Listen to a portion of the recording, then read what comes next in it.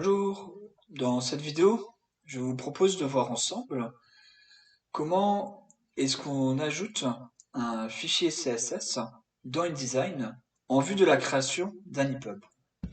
Pour faire ça, tout d'abord, on se rend sur son fichier et on va donc dans Fichier, Exportation pour afficher les options d'exportation. Donc, je suis à présent dans mes options d'exportation.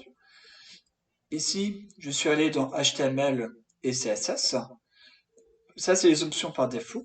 Donc moi, je vais décocher générer le fichier CSS et je vais tout simplement ajouter la feuille de style que j'ai préparée au préalable. Donc voilà, je cherche ma feuille de style et à présent, elle est ajoutée. Donc là, j'ai fait une feuille de style assez simple pour l'exemple, juste avec les H1, H2, H3.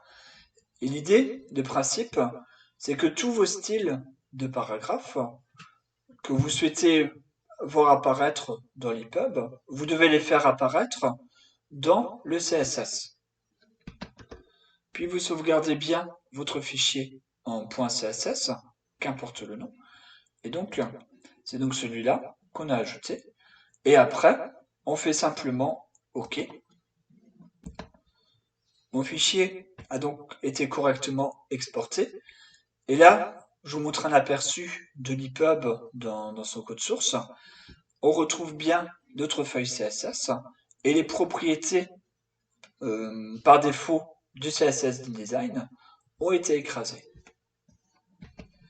L'intérêt de cela, c'est que ça nous permet d'avoir un EPUB qui est plus propre et on peut donc automatiser la création de ces livres numériques, en particulier quand on a des collections.